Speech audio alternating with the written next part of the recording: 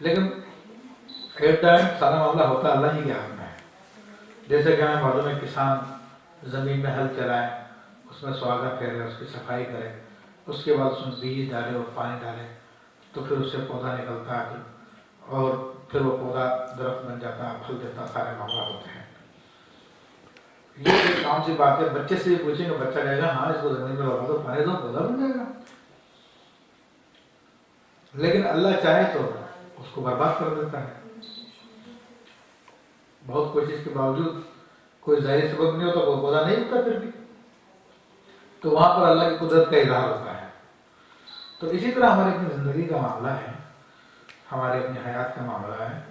اگر ہم اپنے جسم کو ایسی چیزیں پرووائڈ کریں جس سے اس کی صحت مندی برقرار رہے, تو پھر یہ کہا جا سکتا ہے ظاہری اعتبار سے کہ بھائی عمر میں اضافہ ہو گیا, عمر میں برکت ہو گئی.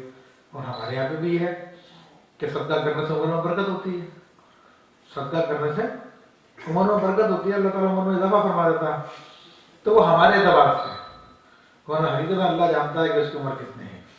تو یہ بات جو کہی گئی ہے کہ جناب ہم لوگ صحت مند کھانا کھاتے نہیں کرتے, وہ کرتے ہیں, ہمارے عمر میں 10 سال اضافہ ہو گیا, تو یہ اسی اعتبار سے, دنیاوی تعلقات کے اعتبار سے. ورنہ اللہ کے یہاں پر وہ کانسٹنٹ ہے. اللہ جانتا تھا کہ یہ میرے بندے کی عمر اتنی ہے اور یہ لوگ ایسا ایسا کریں گے, ایسا ایسا کریں گے, اور اس کا نتیجہ یہ نکلے گا. تو اللہ نے ان کو یہ ساری چیزیں پرووائڈ کی ہیں, تو اس سے ان کا ظاہری معاملہ بدل جاتا ہے.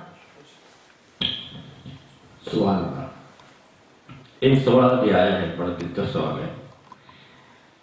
جیسے کہ یہاں پر ہر اسٹوروں میں کیمرے لگے ہوتے ہیں, کیشیئر کھڑا ہوا ہے, جو وہ رنگ کرتا ہے کوئی چیز, تو کیمرے اس کے اوپر ہوتے ہیں تاکہ چوری کی جو ہے کم سے کم ہو سکے.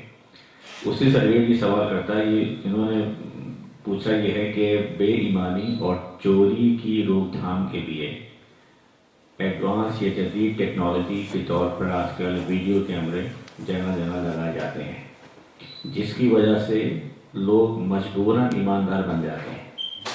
تو ممکن ہے کہ اگلی نسل جڑ ہی سے ایماندار پیدا ہو. کیا یہ قیامت کی نشانی کہلائے گی؟ اور بھی کچھ خضر اسلام وغیرہ کی بات ہے. اوپر ہے کہ حضرت خضر علیہ السلام اور حضرت موسیٰ کا واقعہ کوئی الگ موضوع ہے. اور پھر لکھا ہے کہ حضرت خضر ہم دونوں میں سے ایک. پھر لکھا ہے گوگل سرچ میں ہمیں سوال پہلا سوال جو ہے نا اس میں اشارہ کرنا. دیکھیے یہ تو ایک حقیقت ہے کہ انسان جب اس دنیا میں پیدا ہوتا ہے تو بالکل صاف ستھرا ہوا ہے. اسلام کا عقیدہ یہی ہے, جبکہ اس کے مقابلے میں کرسچینٹی کا عقیدہ یہ ہے کہ ہر پیدا ہونے والا بچہ گناہگار پیدا ہوتا ہے. اور یہ معاذ اللہ کہتے ہیں کہ جو آدم علیہ السلام نے ان کے نزدیک گناہ کیا تھا, ہمارے نزدیک تو آپ سے لفظ ہوئی ہے. اللہ کے نبی گناہوں سے معصوم ہوتے ہیں. تو اس میں پورا عقیدہ ہے لوگوں کا, ڈیٹیل سے آپ اگر پڑھیں گے تو آپ کو معلوم ہوگا. تو وہ کہتے ہیں عورت کی وجہ سے ہوا تھا, وہ عورت تمام گناہوں کی جڑ ہے. حضرت حوا نے جو ہے آدم علیہ السلام کو بہکایا کہ پھل کھا لو, پھل کھا لو. تو حضرت آدم ان کی باتوں میں آ گئے اور آپ نے پھل کھا لیا. تو یہ عورت ہی گناہ کی جڑ ہے. یہ عیسائیت کا عقیدہ میں بتا رہا ہوں, جس کو یہ لوگ شو نہیں کرتے اور لوگوں کو معلوم بھی دیتا. آج دنیاوی اعتبار سے حقوق نسواں کے بڑے ٹھیکیدار بنے ہوئے ہیں, حالانکہ اس کے نتیجے میں ہوتے ہیں بے حیائی کی طرف جا رہی ہے, حق تو نہیں مل رہے. تو وہ ان کے عقیدے کے مطابق عورت تمام گناہوں کی جڑ ہے. اور آدم علیہ السلام نے جو گناہ کیا تھا معاذ اللہ ثم معاذ اللہ, ہمارے عقیدے کے مطابق معصوم ہے, وہ تقدیر الہی کی آپ سے لفظ ہو. تو ان کے نزدیک ہر بچہ وہ گناہ لے کے پیدا ہوتا ہے. اور ان کی فلسفی یہ ہے کہ اس گناہ کو جو ہے کوئی دھو نہیں سکتا. وہ جب تک عیسیٰ علیہ السلام کا ایمان آ گیا ہے کہ عیسیٰ علیہ السلام نے کراس پہ جو اپنے جان دے کر جو ہے اپنے ماننے والوں کو گناہ دھلا دی ہے. تو جو بھی ان پہ ایمان لے آئے گا تو اس کا گناہ دھل جائے گا. جبکہ اس کے مقابلے میں اسلام کا نظریہ یہ ہے کل مولود یولد علی الفطرۃ فابواہ یہودانہ او یمجسانہ او ینصرانہ کما قال علیہ الصلوۃ والسلام, کہ ہر پیدا ہونے والا بچہ دین فطرت پر پیدا ہوتا ہے، اس کے ماں باپ ہیں جو اس کو یہودی بنا دیتے ہیں، اس کو عیسائی بنا دیتے ہیں یا مجوسی بنا دیتے ہیں. تو سائیکالوجی کی اس طرح میں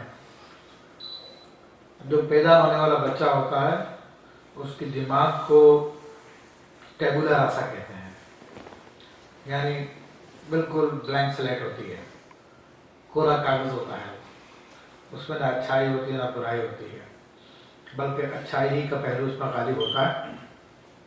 پھر وہ اس دنیا میں اپنے تجربات کی بنیاد پر سیکھتا رہتا جیسا ماحول ملتا ہے.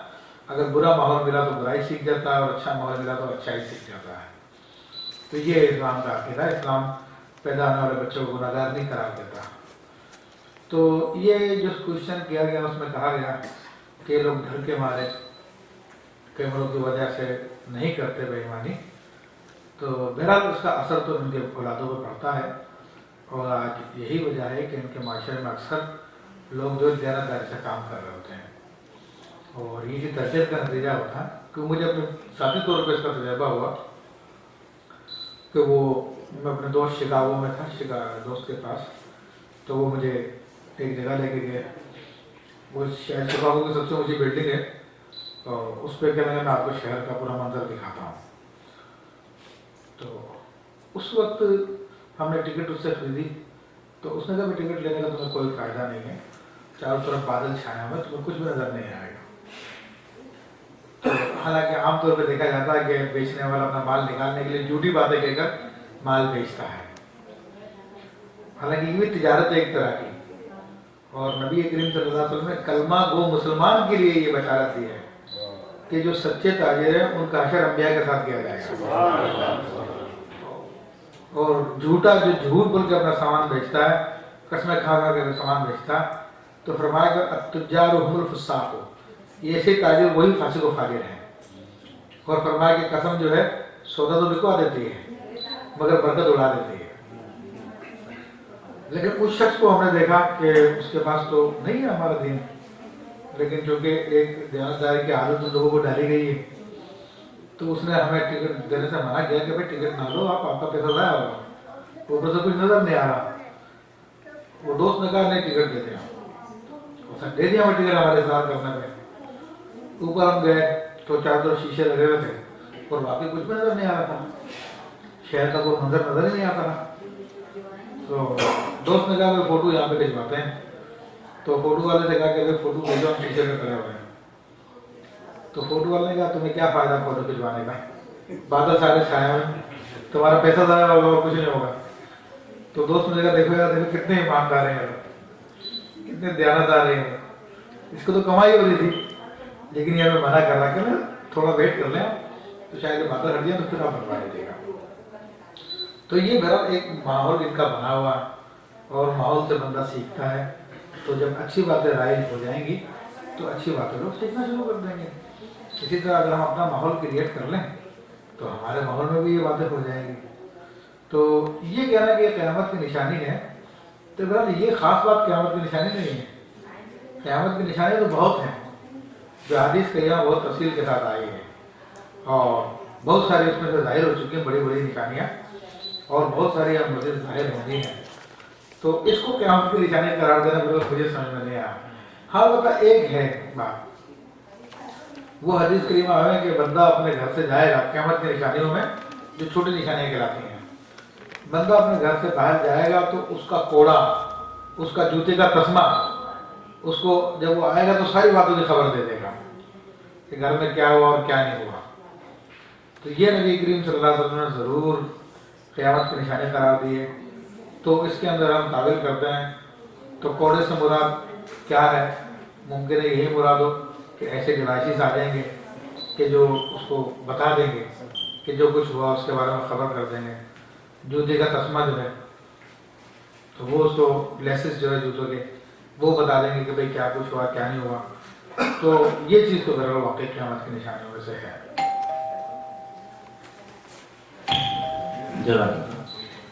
یہ اس پرچے کا آخری سوال اس آپ کی کتاب سے ریلیٹڈ ہے، اور سوال پوچھا گیا ہے کہ اسلامک بینکنگ کے حوالے سے کہ یہاں پر لوگ مکان خریدتے ہیں رہنے کے لیے، تو پہلا مکان جب لون پر لیتے ہیں تو آپ سود دینے کے اگریمنٹ پہ آپ سائن کرتے ہیں کہ آپ اتنا انٹرسٹ دیں گے، تو بے شک آپ نے اس پہ سائن کیا کہ ہاں میں دوں گا، تو کوئی آپ سود دینے پر راضی ہو گئے. تو کیا یہ سود دینا کفارہ ہو سکتا ہے؟ اور یہی آپ کا جو ہے نا مورگیج کی جو آپ کتاب لے کر آئے ہیں، اسی سے اگر آپ کچھ ریلیٹ کر کے اور بھی بیان فرمائیں تاکہ یہ مسئلہ آسانی سے سب کو سمجھ میں آ جائے. دیکھیں بات یہ ہے کہ مارگیج کا جواز کا پتہ لکھا، اور یہ میں نے کوئی نئی بات نہیں کی. سیدنا امام اعظم ابو حنیفہ رحمۃ اللہ علیہ اور امام محمد رحمۃ اللہ علیہ، اسی طرح امام احمد بن حنبل رضی اللہ عنہ سے بھی ایک روایت ہے. اسی طرح فقہ مالکیہ میں سے ابن رشد نے کئی فقہ کے حوالے سے یہ بات بیان کی ہے. تو یہ کئی فقہ کرام کا موقف رہا، اور بڑے بڑے امام، بڑے بڑے بزرگان دین، امام ابراہیم نخعی کا یہی موقف تھا، جو کہ حضرت علقمہ کے شاگرد تھے. اور علقمہ حضرت عبداللہ بن مسعود رضی اللہ تعالیٰ کے شاگرد تھے. عبداللہ بن مسعود رسول اللہ صلی اللہ علیہ وسلم کے شاگرد تھے. تو بڑے بڑے فقہ کرام کا یہ مسلک رہا ہے. اسی بات کو، اور وہ مسلک رسول اللہ صلی اللہ علیہ وسلم کی حدیث کی روشنی میں ہے. نبی کریم صلی اللہ علیہ وسلم نے ارشاد فرمایا کہ لا ربا بین المسلم والحرب ثم، اور ایک روایت میں ہے کہ لا ربا بین المسلم والحرب تحفظ الحرب او کما قال علیہ الصلوۃ والسلام، کہ مسلمان اور کافر کے درمیان سود نہیں ہوتا دارالحرب میں یا وہاں پر، یعنی حربی کے درمیان میں، جو حربی تاریخ کافر کی تاریخ میں داخل ہو اور اس کے درمیان مسلمان کے درمیان سود نہیں ہوتا. تو اب سود کیا ہے اور کیا نہیں ہے، اس کو ہم اپنی رائے سے متعین نہیں کر سکتے، کیونکہ یہ دینی معاملہ ہے. بات یہ ہے کہ سود کی جو عام طور پر لوگ جو سمجھتے ہیں، ویسے اس کی اصطلاحی تعریف بھی ہے لیکن اس کی طرف نہیں جاتا. لوگ یہ سمجھتے ہیں کہ پہلے پیسے ادھار دیے پھر اس کے اوپر زیادہ کر کے لیے تو وہ سود ہے. عموماً یہ ایک صورت ہے سود کی. تو بلا شبہ یہ سود کی صورت ہے، لیکن بات یہ ہے کہ یہ اس وقت ہوتی ہے جب دو مسلمان آپس میں یہ کام کریں. اور اگر مسلمان کافر سے یہ معاملہ کرتا ہے تو رسول اللہ صلی اللہ علیہ وسلم فرماتے ہیں کہ وہ سود نہیں ہے، وہ سود نہیں ہے. تو یہ اللہ کے رسول صلی اللہ تعالیٰ علیہ وسلم ہی ہیں جو اس بات کو مقرر فرماتے ہیں کیا درست ہے اور کیا غلط ہے. ہماری ذہنی اپروچ کو لے رہے ہیں، ذہنی ہمارے تھاٹ کو لیں تو وہ تو یہی کہتی ہے کہ بھائی جب ایک سے مسلمان سے کم پیسے دے کر زیادہ پیسے واپس لیے تو سود ہو گیا. تو کافر سے بھی اگر ہم یہ کام کریں یا کافر ہم سے کم پیسے دے کر زیادہ پیسے لے تو سود ہونا چاہیے. وہ بھی ہماری عقل یہ کہتی ہے، لیکن بات یہ ہے کہ دین کا مدار عقل پر نہیں ہے. دین کا مدار کار اللہ تعالیٰ کے احکام اور رسول اللہ صلی اللہ علیہ وسلم کی تعلیمات پر ہے. دین کا مدار ہماری عقل پہ نہیں ہے، وہ اللہ تعالیٰ کے احکام اور رسول اللہ صلی اللہ علیہ وسلم کی تعلیمات پر ہے. اس کی موٹی سی ایک مثال میں آپ کو بتاؤں کہ ہر آدمی نکاح کرتا ہے اور وہ کسی عورت سے ظاہر سی بات ہے بندھن قائم کرتا ہے اپنا، اس کا نکاح پڑھا دیا جاتا ہے اور نکاح ہو جاتا ہے.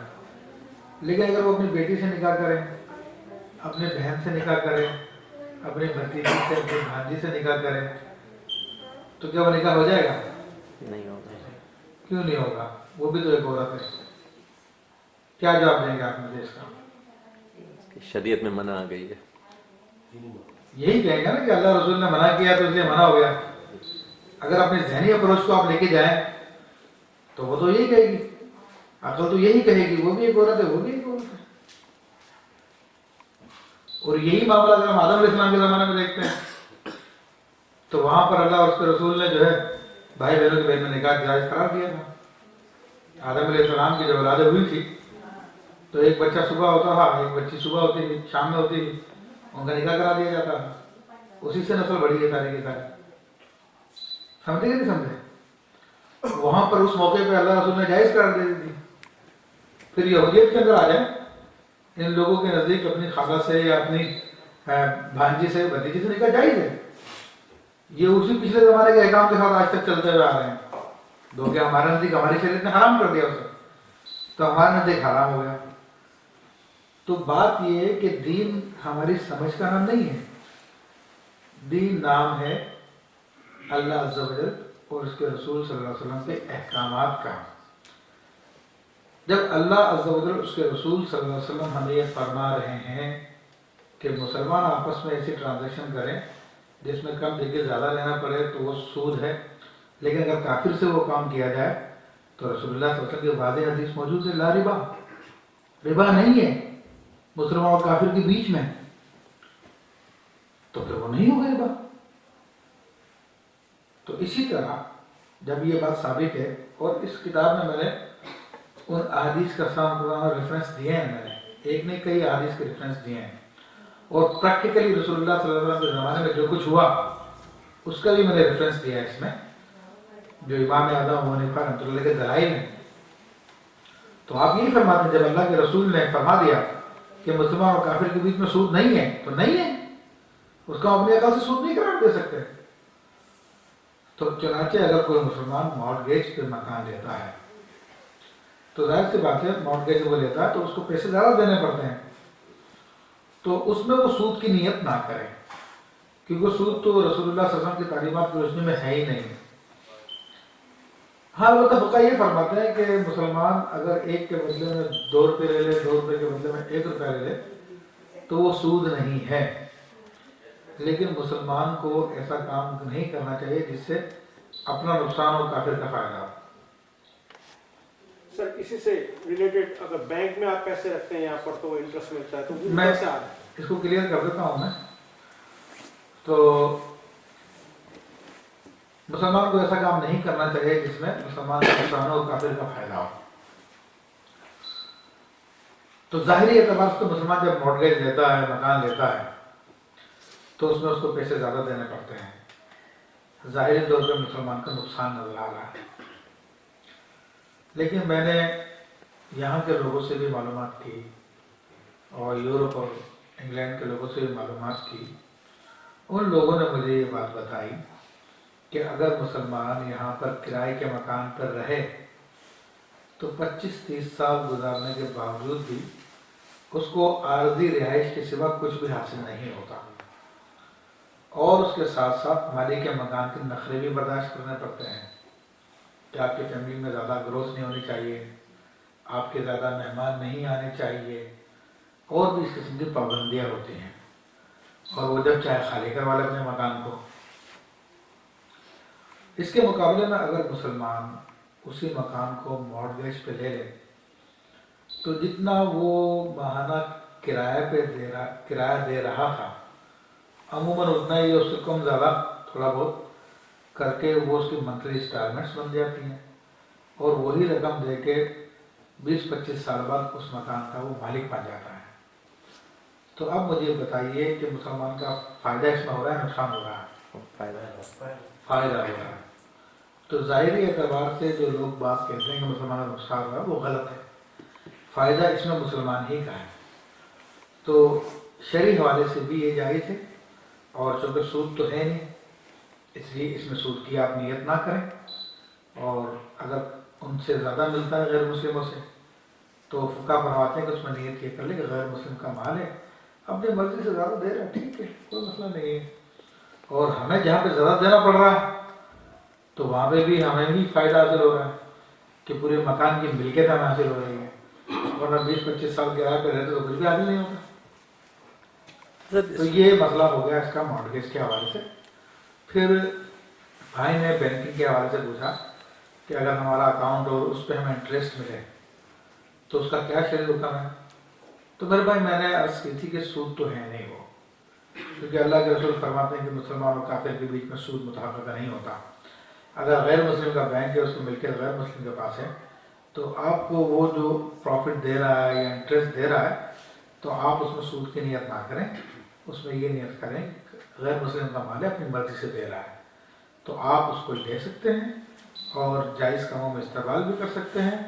यही हमारे बुज़ुर्ग कराम खासतौर पर इमाम अहले सुन्नत अज़ीम अल-मरतबत अज़ीम अल-बरकत अशाह इमाम अहमद रज़ा खान अलैहि रहमतुर रहमान का भी फतवा है। यही सदरुल शरिया बदरुल तरीक़ा मौलाना अमजद अली आज़मी रहमतुल्लाह अलैह का फतवा है। यही मुफ्ती आज़म हिंद रहमतुल्लाह अलैह का फतवा है। और यही जामिया अज़हर के जो अरब उलमाए किराम है, शाम के जो उलमाए किराम है, मेरे उनसे बराह रास्त से सवाल से बात हुई है, तो उनमें से अक्सर इसी बात के कायल हैं। हज़रत इसमें दो चीज़ें आती हैं। इंटरेस्ट और सूद में क्या कोई फर्क नहीं है। तो हम जब साइन करते हैं तो उसमें लिखा है बोला फीसद इंटरेस्ट। हाँ, तो उसमें आप नियत ना करें। हाँ, वो उसको सूद कहता है, यूजरी कहता है, जो कुछ कहता है कहता रहे। हमारा नजदीक तो गैर मुस्लिम का माल अपनी मर्जी से दे रहा हो, हम ले सकते हैं। एक सवाल है, एक हमने शॉपिंग सेंटर खरीदा, बैंक से पैसे बाहर रखे, नॉन मुस्लिम बैंक है, तो सूद नहीं हुआ बकौल आपके। मेरे को तो नहीं, रसूलुल्लाह की हदीस को नहीं माना। ओके जी। इसके बाद शॉपिंग सेंटर खाली है और इसमें हमको टेनेंट की ज़रूरत है, तो एक टेनेंट आता है, बोलता है भाई यहाँ पे क्लब खोलूँगा जिसमें शराब बिकेगी। दूसरा एक टेनेंट आता है, वो कहता है भाई यहाँ पे मैं कुछ ऐसे कैफेटेरिया खोलूँगा जिसमें कुछ नहीं बिकेगा मगर पोर्क इसके साथ बिकेगी। तो एज ए लैंडलॉर्ड हम उनको रेंट कर सकते हैं। ये एक दूसरा मसला है। यह मसला ऐसा है कि अपनी जगह को या ज़मीन को किसी ऐसे काम वाले को किराए पे दे सकते हैं जो वहाँ पर नाजायज़ काम करेगा। देखिए मेरे भाइयों, इस हवाले से हिदायत शरीफ फ़िक़्ह हनफ़ी की बहुत मशहूर किताब है जो उलमाए किराम वो जानते हैं कि सबसे आला किताब है फ़िक़्ह हनफ़ी में हिदायत शरीफ। उस किताब में अगर ये मसला बयान किया गया है कि लो आजरा बैतन लियत्तखिज़हु बैतल असनाम, कि अगर किसी ने कोई अपना घर किराए पे दिया और दूसरा आदमी वहाँ पर बुत परस्ती करेगा या शराब बेचेगा, खंजीर बेचेगा, तो वो अगर अपनी नीयत सिर्फ किराए की करे उस चीज़ को सर्फ नज़र करते हुए, तो उसके लिए जायज़ है ऐसा करना। उसकी दलील क्या देते हैं आप फरमा रहे हैं कि इसको जो किराया मिल रहा है वो इस बात का नहीं मिल रहा कि वहाँ पे शराब बिक रही है या वहाँ पर बुत की इबादत की जा रही है।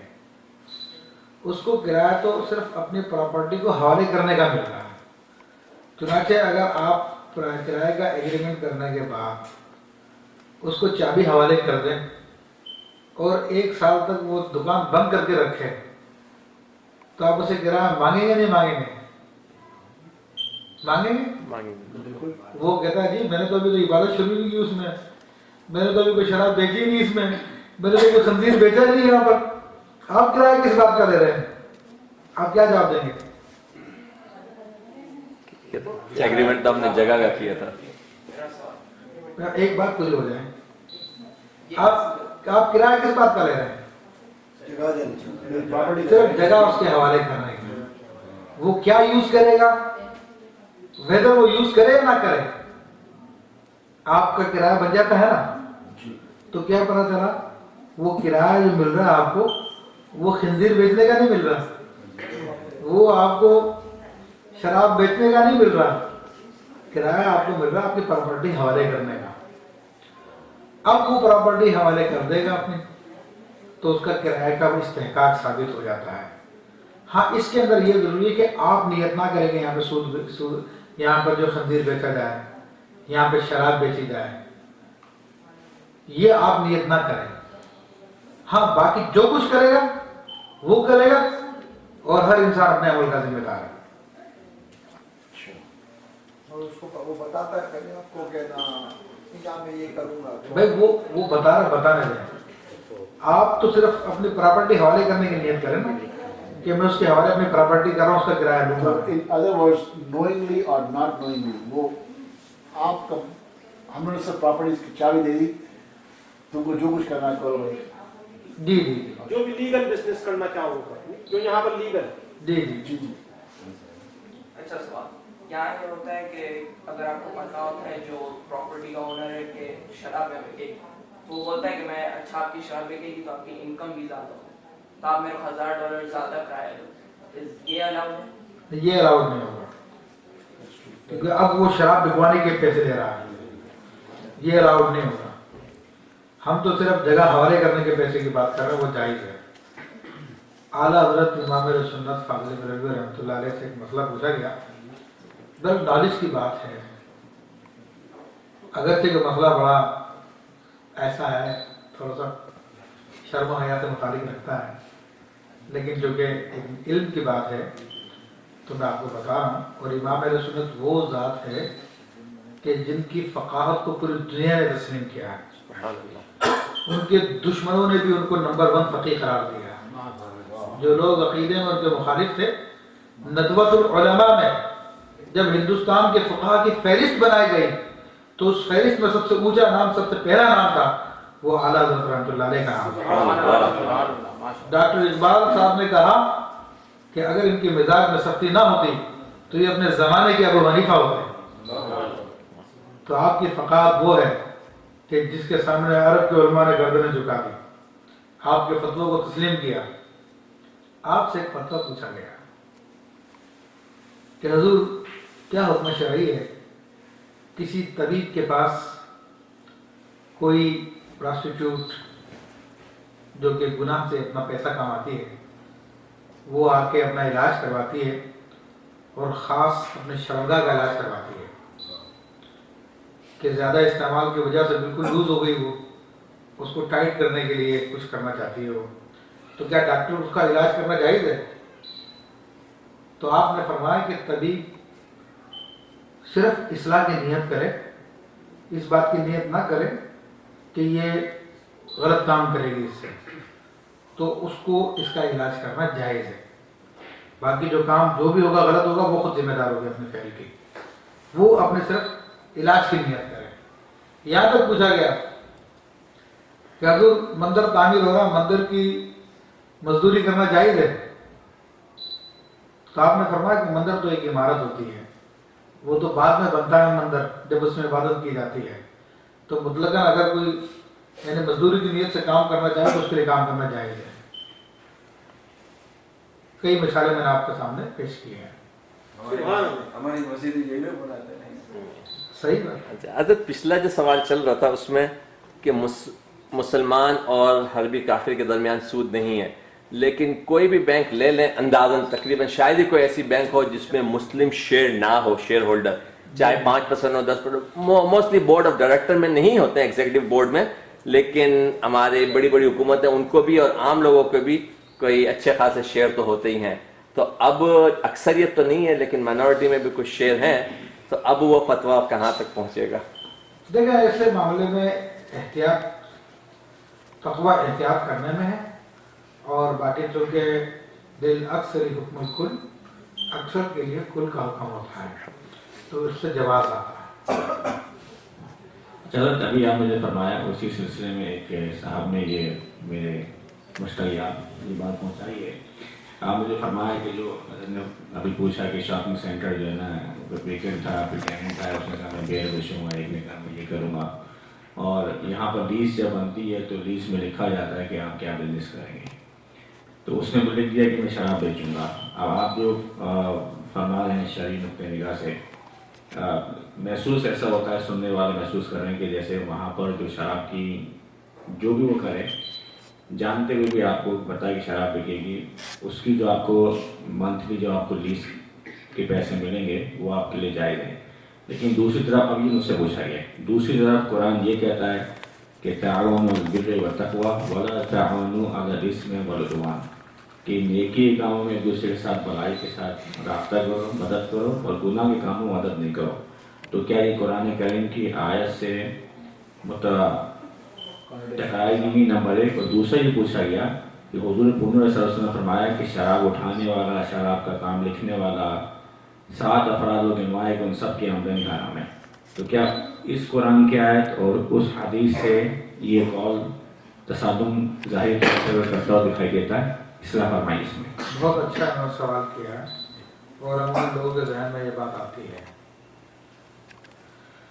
جب شاپنگ سینٹر کا انہوں نے کہا تھا تو شاپنگ سینٹر یہ لیز انہوں نے کروایا اسے پرچیز کر کے, تو اس کے اندر یہ نیت کر رہے ہیں کہ جناب میں یا جو آگے دکان اس کی ایک یہاں پر طریقہ یہ ہو کہ جب آپ لیز کرتے ہیں, میں ٹیننٹ بن کر آیا, آپ لینڈ لارڈ ہیں, آپ نے پوچھا بابر کیا کرو گے, میں نے کہا میں لیٹ سے زید نے کہا کہ میں شراب کی دکان کھولوں گا, تو آپ کو اس کو زید نے بتا دیا آپ کو کہ بھائی شراب کی دکان کھولے گا اور اس لیز میں لکھا جائے گا کہ یہ بیئر کی دکان ہے, یہاں پر لیزیں ایسی بنتی ہیں, یا کوئی بھی آپ کریں, ڈونٹ شاپ کھول لیں آپ, پیزے کی دکان کھول لیں آپ, کاسمیٹ آپ جو ہے سلون کھول لیں, سلون جو بھی ہے وہ لکھنا پڑتا ہے یہاں پر. اور یہاں پر ایک اور بھی بات اکثر جہاں پر لا ہے شاپنگ سینٹر میں کہ اگر ایک سلون کی دکان یا ایک پیزا کی دکان یا ایک بیئر کی دکان کھل گئی ہے تو دوسری کو کھولنے نہیں دیتے, یہاں کے کچھ لا ایسے.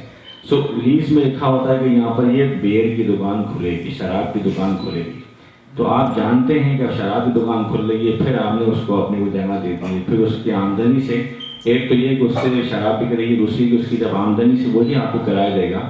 تو اس قرآن آیت کے اعتبار سے کیا وہ متصادم نہیں لگا آپ کو کہ اللہ تعالیٰ فرماتا ہے کہ برائی کے کام میں ایک دوسرے کی مدد نہیں کرو, اگرچہ یہ لا ہے کہ اگر وہ آ کے آپ کو پوچھے تو اگر آپ کے پاس کوئی اور ٹیننٹ نہیں ہے تو آپ دے سکتے ہیں اس کو, یا آپ کا اختیار ہے, لیکن ایز اے بینگ اے مسلم آپ کے اوپر اس دنیاوی منفعت اور فائدے کو سامنے رکھتے ہوئے اخروی فائدہ آپ کے سامنے ضرور رہتا ہے کہ کیا اخروی اعتبار سے بھی یہ چیز میرے لیے جائز ہے یا نہیں جائز ہے. دیکھیں اس حوالے سے جو میں نے بات بیان کی وہ سیدنا امام اعظم ابو حنیفہ رحمۃ اللہ علیہ کا مسئلہ ہے جو میں اس کے اوپر جواب دے رہا ہوں آپ کو, جبکہ امام اعظم کے ایک شاگرد امام محمد رحمۃ اللہ علیہ اس میں اختلاف کرتے ہیں, اور وہی اعتراض جو انہوں نے بھی کیا ہے وہ یہی فرماتے ہیں کہ یہ برائی میں تعاون کرنا ہے, اور اللہ تعالیٰ ہمیں برائی میں تعاون کرنے سے منع فرمایا ہے. تو امام اعظم ابو حنیفہ رحمۃ اللہ تعالی اس میں جواب یہ دیتے ہیں کہ انما الاعمال بالنیات, کہ عملوں کا دار و مدار نیتوں پر ہے. تو اگر آپ یہ نیت کرتے ہیں کہ میں واقعی شراب کے کاروبار کو پروموٹ کر رہا ہوں تو پھر تو آپ کو اس کی اجازت نہیں ہوگی, لیکن آپ صرف یہ نیت کرتے ہیں کہ میں اپنی جگہ کرایہ پہ دے رہا ہوں, اسے قبضے میں دے رہا ہوں, باقی جو چاہے وہ کرے, اس میں میرا کوئی عمل دخل نہیں ہے. یہ میں بار بار یہ بات کہی ہے شروع میں نے, اسی بات کو مد نظر رکھتے ہوئے تو پھر اس کے لیے ایسا کرنا جائز ہے. اور جہاں تک وہ حدیث شریف ہے جس میں شراب کے حوالے سے 7 آدمیوں پہ لعنت آئی ہے, بلکہ ہدایت شریف میں جو روایت دی ہے اس میں 10 آدمیوں پہ لعنت آئی ہے. اس میں یہاں سے لعنت آئی ہے کہ اس کی کاشت کرنے والا, انگور اگانے والا, اس کو نچوڑنے والا, اس کو شراب بنانے والا, اس کو اٹھا کر ایک جگہ سے دوسری جگہ لے جانے والا, اس کو پینے والا, اس کو پلانے والا, اس کو بیچنے والا, اس کو خریدنے والا, یہ 10 آدمیوں پہ لعنت آئی ہے. لیکن امام اعظم ابو حنیفہ رحمۃ اللہ علیہ فرماتے ہیں کہ اگر کسی نے انگور کی کاشت اس نیت سے کی کہ میں شراب بنا ہوا تو اس کے لیے ایسا کرنا حرام ہے, اور انگور کی کاشت اس نیت سے کی کہ میں اس کو کھاؤں گا یا بیچوں گا تو کوئی حرج نہیں ہے. اسی طرح اگر کوئی شراب کہتا ہے کہ میری یہ شراب اٹھا کے فلاں جگہ پہنچا دو تو امام اعظم فرماتے ہیں کہ ایسی مزدوری کرنا جائز ہے, کیونکہ شراب ہمیشہ پینے کے لیے نہیں اٹھوائی جاتی, بلکہ ممکن ہے اس جگہ وہ خالی کرنا چاہتا ہو کہ یہ جگہ میری صاف ہو جائے, پاک ہو جائے شراب سے, تو اس کے لیے یہ مزدوری کرنا جائز ہے. حدیث شریف میں جو فرمایا شراب اٹھانے والے پہ لعنت ہے, وہ اس پر لعنت ہے جو اس نیت سے شراب کو کیری کر رہا تاکہ پینے کے لیے آگے پہنچا دوں میں. اگر کوئی شخص کسی کو کہتا ہے کہ یار میری شراب اٹھا کے آپ پھینک کے آ جاؤ, تو کیا اس کی مزدوری اس حدیث کے تو حرام ہو جائے گی؟ نہیں ہوگی. اس حدیث میں جو اٹھانے سے منع کیا گیا ہے وہ اس شخص کو منع کیا گیا جو پلانے کی نیت سے اٹھا رہا ہے. تو اسی طرح یہ دکان وغیرہ کا معاملہ ہے, اگر کوئی شخص اس کی نیت پہ قادر ہے, کیونکہ دیکھو نیت پہ بھی ہر شخص قادر نہیں ہوتا, یہ بھی ہمارے بزرگوں نے بیان کیا ہے. یہاں تک کہ جمعے کی جو ظہر احتیاطی ہے اس کے اندر بھی یہ فرمایا کہ جو اس کی نیت پہ قادر ہے تو پڑھ لے, اور جو نیت پہ قادر ہو نہ ہو تو نہ پڑھے ہو. تو اسی طرح اگر دکان کرائے پہ دے رہا ہے اور وہ نیت یہ بنا سکتا ہے کہ میں تو صرف کرایہ پہ دے رہا ہوں اور اس کے حوالے کر رہا ہوں. میرا کام تو صرف کرایہ وصول کرنا، باقی جو چاہے کرے نہ کرے اس کی مرضی ہے.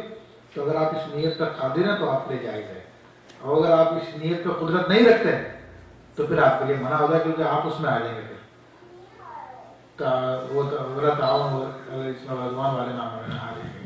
اور ایسی شاپنگ سینٹر میں اگر کوئی چرچ کے لیے آتا ہے کہ ہمیں چرچ یہاں پر کھولنا ہے، ہاں اس کا بھی یہ حکم ہے، نیت کے اوپر ڈپینڈ کرتا ہے. اگر آپ اس نیت پر قادر ہیں کہ بھائی میں تو صرف اپنا جگہ دے رہا ہوں، اس کے حوالے کر رہا ہوں، باقی جو چاہے کرے اس کا اپنا فیل ہے، خود ذمہ دار ہے، اللہ کو خود جواب دے گا. میں نے تو اپنی جگہ کرایہ پہ دی ہے، اس میں اچھا کام بھی ہو سکتا ہے، برا کام بھی ہو سکتا ہے، تو یہ خود اپنے فیل کا ذمہ دار ہے. آپ پرمیشن دیتے ہیں نا، آپ اس کو پرمیشن دیتے ہیں کہ آپ کھولو؟ آپ اس کو پرمیشن دیتے ہیں دکان کو استعمال کرنے کی. اور یہ نہیں کہتے کہ شراب کھولو، شراب بیچ لو یہاں پہ، آپ استعمال کی پرمیشن دیتے ہیں. اور میں نے آپ سے 2 دن سوال کیے تھے، ایک منٹ، میں نے آپ سے سوال کیا تھا کہ اگر وہ سالہ سال بند رکھتا ہے اور کہتا ہے کہ یار میں نے تو آپ سے شراب کی پرمیشن دی تھی، اب کرایہ نہیں دوں گا میں، آپ اس کو چھوڑ دیں گے کیا؟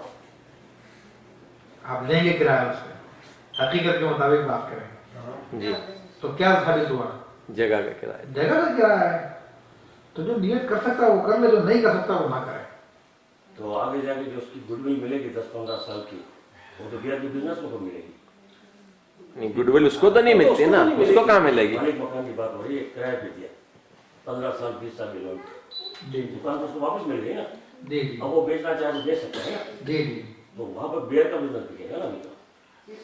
وہاں پہ جو کچھ بھی بکے، پراپرٹی کی قیمت آپ کی بڑھ رہی ہے، وہ آپ پراپرٹی کی قیمت بیئر کی وجہ سے بن رہی ہے.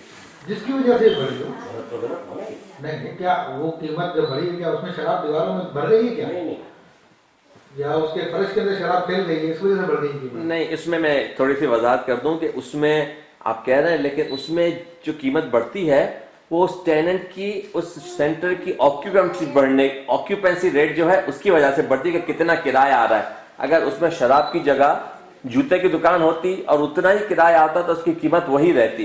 تو غالباً اگر مفتی صاحب اس میں بتائیں گے کہ اس کی وجہ جو ہے وہ شراب کی وجہ سے نہیں ہو رہی بلکہ کرایہ آ رہا ہے آپ کی جگہ کا. یعنی اگر شراب کی جگہ جوتے کی دکان بھی ہوتی اور اس کا اتنا ہی کرایہ آ رہا ہوتا تو اس کی ویلیو اتنی ہی بڑھتی. میں تو یہ جو سوال کرنے کا مقصد ان کو سمجھانا ہے، کیا جو قیمت بڑھ گئی اس وجہ سے بڑھ گئی کہ یہاں کی دیواروں میں شراب بڑھ رہی ہے؟ نہیں ہے، بزنس کی وجہ سے بڑھی ہے، اس کی مقام کی ویلیو کی وجہ سے بڑھی ہے، اور اس میں کوئی ظاہری بات کا اضافہ نہیں ہوا. اور یہ تو شریعت کا حکم ہے کہ لوگ باغ قابلتاً بیعرفنی یجوز، آپ کی چیزیں جتنے میں چاہے آپ بیچیں. اگر کوئی شخص کاغذ کو 1000 کا بیچتا ہے، کاغذ کا ٹکڑا، یہ ہمارے دکان لکھا ہے، تو جائز ہے، اس کی چیز ہے، جتنے میں چاہے بیچے ہو. تو اس کے اندر اس بات کا مطلب نہیں ہے کہ اس میں کیا کاروبار ہوا تھا اتنے قیمت بڑھ گئی ہے. تو اس میں ایک سوال آ رہا ہے. فرسٹ یہ کہ میں پراپرٹی کی تلاش کروں اس وقت خریدنے کے موڈ میں، فار ایگزامپل، اور ایک کنوینس اسٹور یا گیس اسٹیشن یا کوئی ایسی جگہ جو کہ آلریڈی شراب بیچ رہا ہے، لیکن اس کا جو لینڈ لارڈ ہے جس نے اس کو لیز کیا ہوا ہے وہ کہتا ہے بھائی وہ اس کو بیچنا چاہ رہا ہے، اگر آپ خریدنا یہ قیمت دیں اور خرید لیں.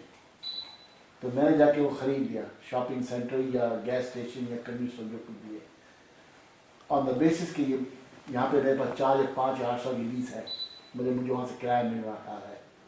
اب مجھے پتا ہے کہ یہ میری جو میں نے خریدا ہے وہ آلریڈی ٹیننٹ ہے جو کہ شراب بیچ رہا ہے. جی جی. تو اس صورت میں میں وہ خرید سکتا ہوں؟ ہاں بالکل، اس کے جس طرح حضرت فرما رہے ہیں اس بیس پہ تو آپ کا جائز ہو جائے گا جو حضرت کہہ رہے ہیں امام اعظم کے فتوے کے مطابق، تو یہ جائز جائے گا. یہ جیسے نے فرمایا امام اعظم کے فتوے کے مطابق. برادر اس کو ریپ اراؤنڈ کرتے ہیں. ایک اور سوال آیا پھر آپ کے ذہن میں آئے تو پوچھے گا. حضرت مولانا بلال صاحب تشریف فرمائے ہمارے درمیان. حضرت یہ پوچھا ہے کہ دارالحرم میں ایک اور یہ مختلف ہی مسئلہ ہے ہمارے درمیان کہ کیا دارالحرم میں نماز جمعہ اور نماز عیدین منعقد ہو جاتی ہیں؟ دیکھیں، دارالحرم اگر کسی جگہ کو مان لیا جائے تو پھر تو وہاں پہ نماز جمعہ و عیدین نہیں ہوں گی. لیکن دارالحرم کی تاریخ جو ہمارے فقہاء نے بیان کی ہے، ایک تاریخ تو یہ ہے کہ ہر وہ جگہ جہاں پر کبھی اسلامی حکومت نہ رہی ہو اور اس کے ارد گرد بھی کوئی اسلامی ممالک نہ ہو تو وہ دارالحرب ہے. اور ایک فقہ نے تعریف یہ کی ہے جو علامہ سید احمد طحطاوی رحمۃ اللہ نے بیان فرمائی، دیگر فقہ نے بیان فرمائی، کہ ایسی جگہ جہاں پر مسلمانوں کو شعائر اسلامی کی آزادی نہ ہو، جہاں پہ وہ نماز نہ پڑھ سکے، روزے نہ رکھ سکے، دین کی تعلیم حاصل نہ کر سکے، تو وہ دارالحرب ہے.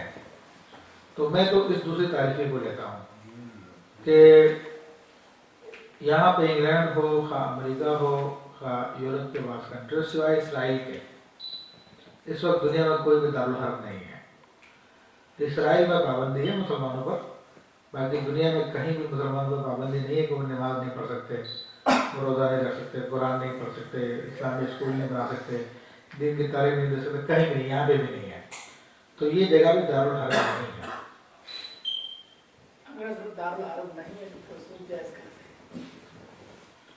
بس سود تو کبھی بھی جائز نہیں ہوتا. آپ یہ کہتے ظاہری طور پر سود جیسی صورت کیسے جائز ہے، یہ کہیں آپ اس کو. تو وہاں پر میں اس کتاب میں نے وضاحت کی ہے، بہت وضاحت کے ساتھ، باقاعدہ اس پہ ایک اعتراض میں نے بنایا اور اس کا پورا تفصیلی طور پہ جواب لکھا ہے. تو آپ اس کتاب کا مطالعہ کریں گے تو آپ کو تفصیل مل جائے گی. بات یہ کہ حدیث کریمہ میں جو قید آئی ہے وہ قید احترازی نہیں ہے، قید اتفاقی ہے. ابھی خاص ٹرمینالوجی ہے، اس کو میں تفصیل سے بیان کرنا جاؤں گا تو آپ کو بہت مشکل ہوگی. چلے سمجھا دیتا ہوں میں.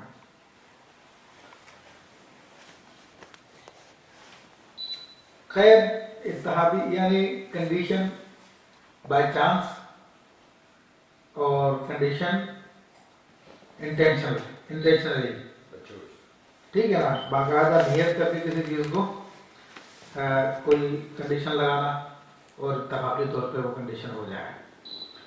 تو ہمارے فقہاء کرام فرماتے ہیں کہ نبی کریم صلی اللہ علیہ وسلم کی ان احادیث میں جو تھما کا لفظ آیا یا دارالحرب کا جو لفظ آیا وہ قید اتفاقی ہے، قید احترازی نہیں ہے.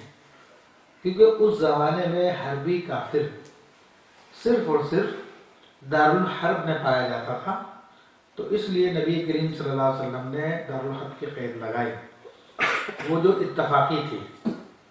اور ویسے اگر ہم اس زمانے میں دیکھتے ہیں تو ملا جیون رحمۃ اللہ تعالی علیہ، جو کہ عالمگیر رحمۃ اللہ علیہ کے استاد ہیں، تفسیرات احمدیہ ان کی بہت بڑی کتاب ہے اور جس کو سارے کے سارے ہم کے فقہا مانتے ہیں.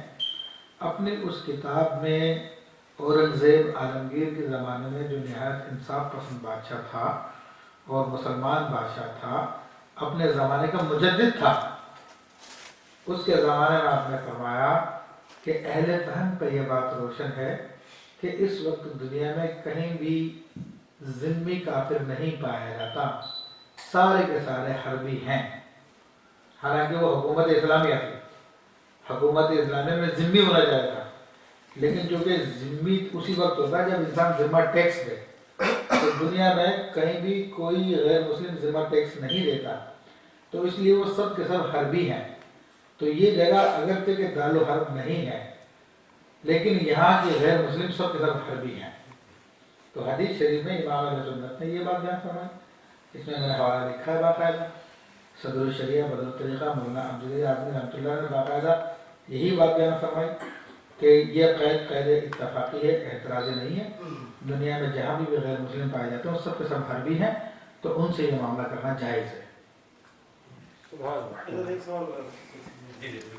یہ ہمارے بہت سے مسلمان بھائی عربیوں سے کے ساتھ جو ہے وہ بارگیز کرتے ہیں. انہوں نے اپنے کہتے ہیں کہ ہمارا جو لین دین ہے وہ سود نہیں ہے. وہ شاید کرائے کی شکل میں دیتے ہیں کہ وہ کہتے ہیں کہ جی ہر مہینے جو آپ کرایہ دے رہے ہیں ہمیں تو اس میں سے وہ ایکچولی کرایہ دے رہے ہیں، لیکن بہرحال یہ کہ وہ زیادہ لے رہے ہیں.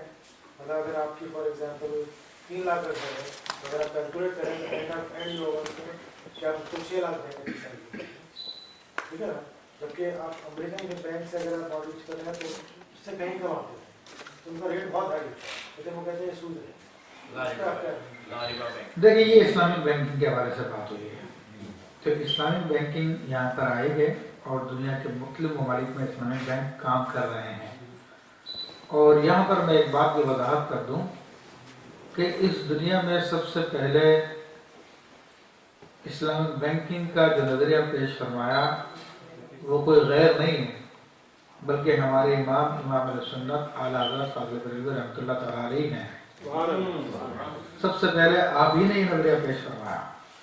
آپ پاکستان کی اسٹیٹ بینک کی ویب سائٹ پہ جائیں، ان کی تحقیق کے مطابق سب سے پہلے اسلامک بینکنگ کا نظریہ قائد اعظم نے دیا 1940 میں، لیکن میں نے اس کے اوپر پورا ایک مضمون لکھا ہے جو انٹرنیشنل رسالہ ہے معرفت رضا، اس میں وہ چھپ چکا ہے اور اس نے اس بات کو ثابت کیا ہے کہ 1910 میں سب سے پہلے امام اہل سنت فاضل بریلوی رحمۃ اللہ علیہ نے باقاعدہ مسلمانوں سے فرمایا، جب آپ سے پوچھا گیا حضور مسلمانوں کی اصلاح کس طرح ہوگی، مسلمان اپنے پیروں پر کس طرح کھڑے ہوں گے، ساری دنیا میں مسلمان رسوا ہو رہے ہیں، تو آپ نے فرمایا 3 چیزیں ضروری ہیں، اور وہ باقاعدہ ایک رسالہ ہے جس کا نام تدبیر فلاح و نجاح ہے۔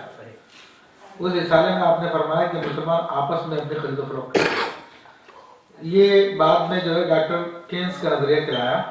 ڈاکٹر کینز جو ہے یہ اکنامسٹ تھا، اس نے نظریہ پیش کیا اور یورپ آج اسی کے نظریے پر جو ہے چل رہا ہے، آپس میں ساری خرید و فروخت کرتے ہیں اور ایک نئی طاقت بن کے سامنے آ گیا وہ، اور یورپ نے بعد میں یہ کام شروع کیا تھا۔ اگر مسلمان امام علیہ سنت کی بات پہ عمل کرتے تو مسلمان اس سے پہلے بن جاتے ہیں، لیکن نصیب کی بات ہے اپنے امام کو پہچانا نہیں۔ دوسرا آپ نے مشورہ دیا کہ مسلمان دین کی تبلیغ کریں، اور تیسرا آپ نے مشورہ دیا کہ کوئی آپ نے فرمایا کہ ہمالہ حیدرآباد